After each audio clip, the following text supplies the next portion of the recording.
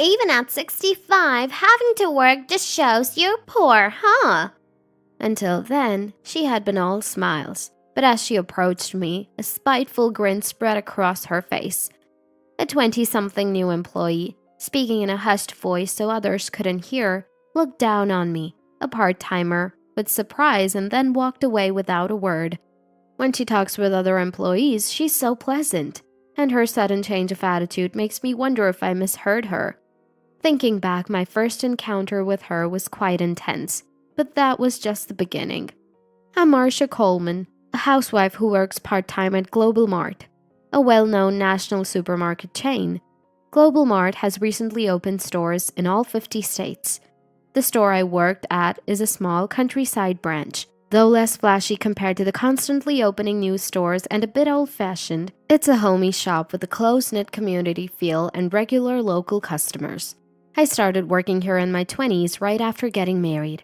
Back then it was more like a small general store than a supermarket. As times changed, so did the town, the people, and the store, eventually becoming a national chain. I took a break from work when I had my child, but after my parenting duties eased, I returned because I loved the store. Now, as the most senior employee here, I find myself concerned about every little detail. Oh dear, this floor is a bit dirty. I better clean it up. I was scrubbing the floor with a rag when I heard a sudden voice. What are you crouching down for? You're in the way. Startled, I turned around to see a young woman with her long hair tied into two bunny-like knots, wearing a Global Mart uniform, but someone I hadn't seen before. As I wondered if she was a new part-timer, she crossed her arms and glared at me. Don't do things that are pointless. But the store needs to be kept clean. Cleaning a spot nobody sees is a waste, isn't it? Don't talk back to me. Just a part-timer. I was taken aback by her sudden appearance and shouting. Later, the manager introduced me to her. Her name is Juliana, a recent graduate who joined Global Mart this spring and was sent to our store for initial field training. Juliana smiled brightly and greeted the gathered part-time and temporary staff. Please be nice to me. I'm going to work really hard. Seeing her cheerful, sunny smile, I thought she was a different person from before. Maybe she was just nervous on her first day of training and used harsh words unintentionally. As I was thinking this, Juliana finished her greetings and approached me. You're Marcia, right? I heard you're the most senior person here. Yes, I've been working here for quite some time now. It's obvious you're older, isn't it? Juliana emphasized my age in a way that erased her smile, replaced by a spiteful smirk. Having to work at 65, you must be poor, huh? Excuse me? Juliana whispered in my ear, out of earshot of others. I was so shocked by her unexpected words that I just fell silent, while she snorted and walked back towards the manager. Her conversation with the manager was as pleasant as her earlier greeting. I thought I must have misheard because of her dramatic change in demeanor and let it pass. But after that, whenever Juliana and I were alone, she would throw nasty comments my way. Once, seeing me move heavy items, she said, Even as an old person, do you have to do such heavy work to survive? How pitiful. Her expression seemed sympathetic, but her arms crossed and her defiant stance clearly showed contempt. Another time, when I took some leftover deli food home, she commented, How poor looking. Aren't you embarrassed? She said this in a mocking tone. And then another time, You're not good at your job for your age. Probably better at sucking up than actually selling products. It's like that. That's how she would speak to me, always sneering when we were alone. But I've not lived these years for nothing. I decided not to get worked up over a girl young enough to be my daughter and let it slide. However, Juliana didn't seem to like my attitude, and her behavior escalated. On a sunny day, I was helping a regular customer. She has some vision problems and sometimes struggles with selecting products, so a staff member usually assists her with her shopping. I'm sorry to always trouble you. No trouble at all. Thank you for shopping with us. Take care on your way home. After seeing off the customer and returning inside, What are you doing? Juliana was there, hands on her hips. Her voice was quieter than usual due to other customers and staff around, but her eyes narrowed disdainfully at me. But knowing I hadn't done anything wrong, I answered confidently. I was assisting a customer. All that time for just one customer? That's ridiculous. Helping customers in need is a part of our job. That's so like country bumpkin. What do you mean? If you have got time to spend so long with one customer, you should be selling more. Don't you understand that? Respectfully, we can't sell products without valuing our customers. Don't talk back to me, just a part-timer. If you keep harming the store's interests, you'll be fired. With that, Juliana walked back to the back office. I sighed deeply as she left. Honestly, I couldn't keep up with her, and it was exhausting even though I loved my job. But Juliana's field training as a new employee was only 2 weeks, and she had already been there for 1. Thinking I just had to endure 1 more week made it a bit easier. Telling myself to hang in there, I went back to work. A week later, Juliana's training ended and she left the store. Before opening, she greeted the gathered staff with her usual bright smile. The manager praised her work, and it seemed she had only shown her good side to them. When I asked other employees about Juliana, they said she was a bit inexperienced but friendly and cheerful. Perhaps they were more lenient because she was in training. In a way, it was clever of her. As I stood there, mixed feelings of surprise and admiration, Juliana approached. She smiled crookedly, looking at me with amusement. I've told the manager all about you. What did you say? About how useless you are? The manager listened. He trusts young, capable me over an old, incompetent like you. Is that so? Even if you're needed, it's just a waste. You'll be fired soon enough. You should be grateful you won't have to work anymore. With that joyful laugh, Juliana left. I was relieved to be free of her, but also felt a bit uneasy. Will she always be like that? Her training was over, but as an employee, she would be assigned somewhere. She might not even come back to the store. The thought of going through it all again was depressing. I didn't want that. With a heavy heart and unable to shake off the feeling, I sighed deeply. A month after Juliana left, I found myself at the company's headquarters in the city. I'm nervous.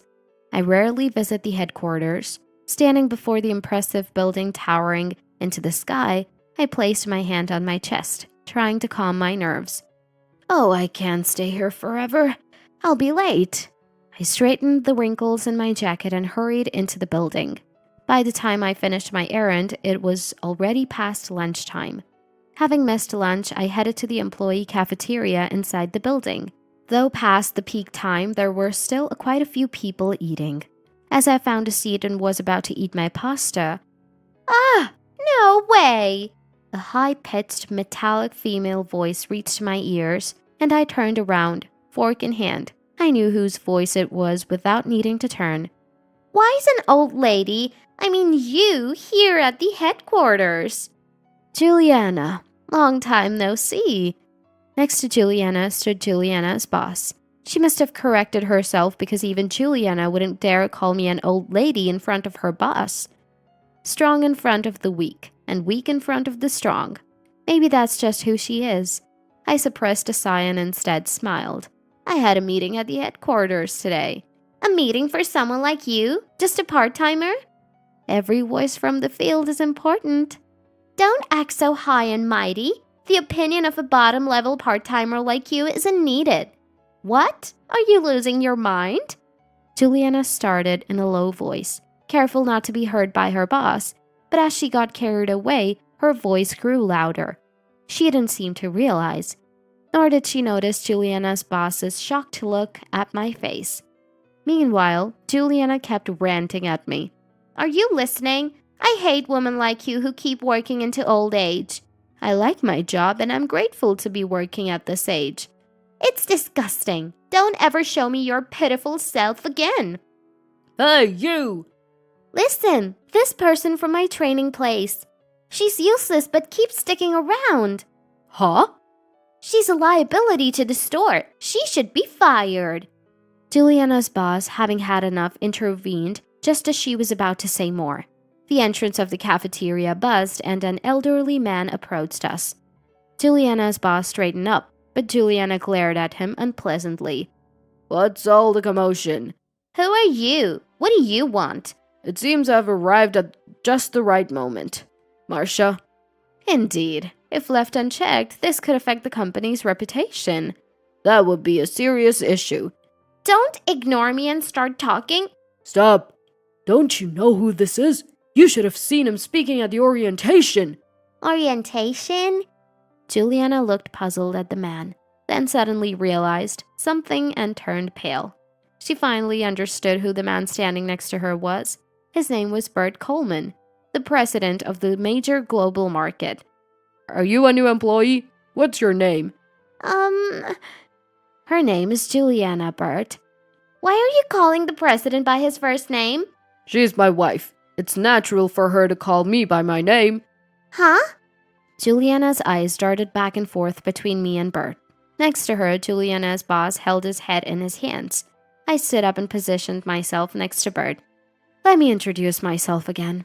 Marcia Coleman, 65, wife of the Global Mart president. You're what? A lie. If you're the wife of the president, why are you working part-time at some rundown supermarket? I've told you, I like working. Global Mart started as a small shop that Bert and I opened together. It grew over time and he became the president, but I've always loved the direct interaction with customers, so I continued working as a part-timer. Incidentally, nobody at the store where I work knows I'm the president's wife, except for the manager. That rundown store you mentioned is actually Global Mart's first store. It's the special shop that Bert and I started. So, the meeting wasn't a lie? Marcia participates in the meetings once a month as a representative from the field. It's been a while since she's come here because they've been online for some time. That's right, so I was a bit nervous today. That's impossible. What's impossible? If I had known you were the president's wife, I wouldn't have done anything. You tricked me. Juliana's face turned red with anger, seemingly ready to lunge at me, but Juliana's boss stood in front of me to protect me. Instead of me, it was Bert who spoke. I've heard about you from Marcia, but it's hard to judge someone just by hearing about them, so I thought I'd see for myself. Now, there's no need for that. What?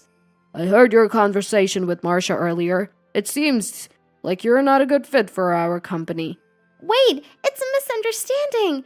Yes, a misunderstanding. Call the manager from the training store. He'll vouch for my work. I've already spoken to the manager. He was aware of what you were doing behind the scenes. I asked him not to say anything because she was still in training. In fact, I had reported Juliana's harassment to the manager from the beginning, not wanting it to affect another staff. But since she was a new employee, we hoped she might change, which turned out to be a vain hope. As I explained, Juliana could only open and close her mouth like a fish, unable to say anything. I sighed long and smiled at her. The one harmful to the store gets fired, right? Juliana turned from red to pale and just sat down on the spot. Juliana's boss repeatedly apologized to us and then half-dragged the slumped Juliana away. Later, an investigation revealed she was a relative of the HR manager and had been illicitly hired. Apparently, Juliana, failing in her job search, had given money to the HR manager, pleading desperately to get in. And that money was her parents' savings for retirement. Upon learning the truth, her parents were furious, disowned her, and kicked her out. So, she lost both her job and her home.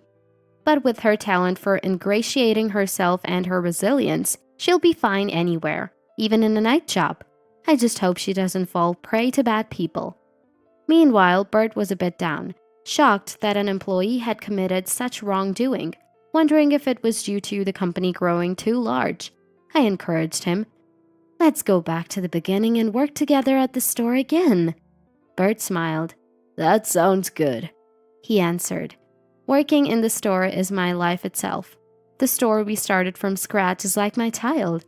I want to continue working there, always with a smile.